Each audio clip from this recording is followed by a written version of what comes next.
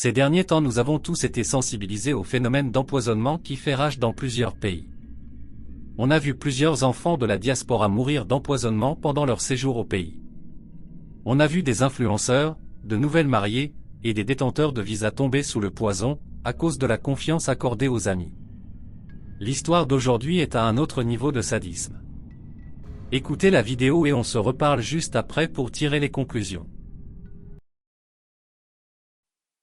Kidnappés depuis le 18 octobre 2023, les ravisseurs de la petite Kwakeb Waoutou Hilary Dalia, élève en forme tout au collège catholique bilingue La Retraite à Yaoundé, sont aux arrêts, à la première région de gendarmerie du centre et la victime sauvée. Semaine avant le kidnapping, le commanditaire, qui se trouve être un ami de longue date des parents de la victime, a contacté les ravisseurs et leur a proposé de kidnapper la fille de son ami contre une forte somme d'argent. Le scénario proposé par ce laboratoire d'intelligence au service du mal est digne des grands classiques d'Hollywood.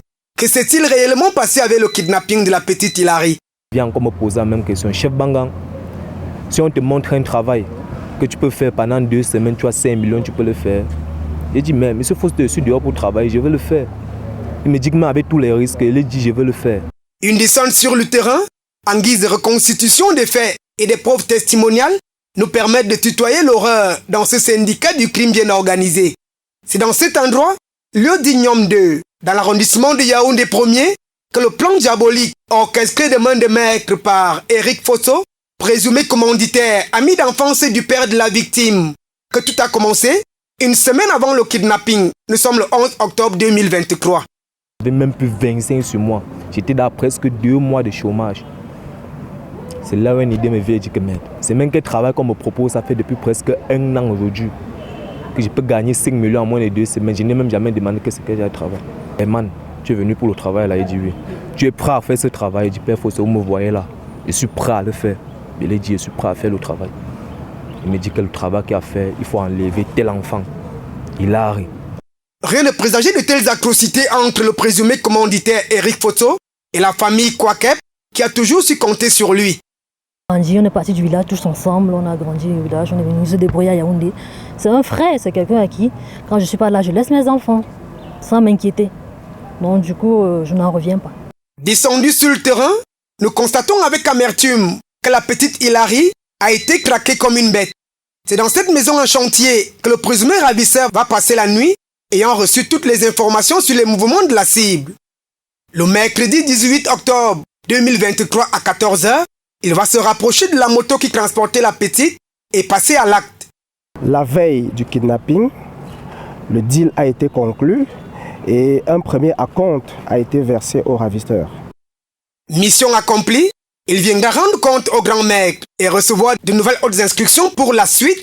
Et c'est ainsi que le ravisseur va prendre attache avec la famille de la victime, exigeant une somme de 10 millions de francs CFA en guise de rançon. Je m'apprête à rentrer quand quelqu'un m'appelle me disant « Madame, j'ai votre fille, vous allez me donner 10 millions dans les 45 minutes qui suivent. » Entre-temps, de nouvelles instructions dramatiques verront le jour. Rançon ou pas, Hilary doit mourir. Je suis placé à cette cachette-là, il est vu au balcon. Comme il m'a dit qu'il fallait que ça soit distrait, le type avec qui lui il était au balcon, le type pouvait me remarquer, je me suis caché. Jusqu'à ce que le type a fait ce qu'il voulait faire, il a entré dedans, lui il m'a vu. Il a le tendu la main, il a dit que bon, d'accord. Je suis resté à cette position-là, jusqu'à ce qu'il est sorti, il est venu me trouver. Tu as enlevé l'enfant? Oui. Tu as demandé ce qui a été demandé comme rançon? Oui.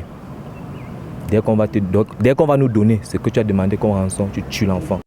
Le ravisseur qui a été localisé va déjouer la police et faire appel à son petit frère pour déplacer le colis devenant encombrant et voir s'en débarrasser. Il voulait d'abord qu'il vienne m'accompagner au champ pour cette mission, mais lui il a refusé. Il n'est pas venu. C'est là où je l'appelle, je dis Rigobert, si tu sais que c'est ton grand frère, viens ici m'aider. Viens ici m'aider. C'est là où lui quitte, il arrive au champ, il me trouve, il dit quoi? Il dit comme voilà ce que tu avais expliqué là. Il m'a dit d'enlever l'enfant, j'enlève l'enfant, il me demande encore de tuer l'enfant. Aide-moi. Il veut faire comment? Il est venu avec le couteau. Il avait son couteau, c'est un gars du Doyo. Hilary quittera la brousse de Niom, bâillonné, ligoté, à bord d'une moto pour les bas-fonds du quartier Ngousso, dans l'arrondissement de Yaoundé 5e. Entre-temps, les éléments de la première région de gendarmerie avaient activé leurs sources ayant réussi à localiser les auteurs du kidnapping. Mon frère m'a aidé à pouvoir sortir du champ à Nyom, là-bas où j'étais, avec l'enfant jusqu'à Ngousso. Une Au opération. moment où l'annonce de la libération de la petite Hilary s'est faite, le présumé commanditaire était avec la famille éprouvée pour les consoler, et c'est ainsi qu'il sera cueilli. Acte de vengeance ou jalousie, les mobiles de cet acte ignoble n'ont pas encore été élucidés. C'est triste que le réalisateur du kidnapping considère son action comme du travail normal pour gagner de l'argent. C'est vrai que c'est l'amitié qui nous tue. Comment peut-il faire enlever l'enfant de son ami et être le premier à venir le consoler? On vit vraiment dans un autre monde. On sait comment faire pour réduire le champ aux empoisonneurs en contrôlant ce qu'on mange et ce qu'on doit, et en se méfiant de tout le monde. Mais comment peut-on éviter ce genre d'amis? Est-ce que la diaspora par exemple devrait commencer à réfléchir avant d'emmener leurs enfants au pays? Que t'inspire cette histoire? Est-ce la conséquence de la pauvreté ou de la jalousie? Est-ce qu'on devrait arrêter de laisser ces enfants fréquenter nos amis et connaissances? As-tu des idées à proposer à tous pour prévenir ce genre de malheur? N'hésite pas à laisser ton commentaire mais surtout like, partage et abonne-toi si ce n'est encore le cas.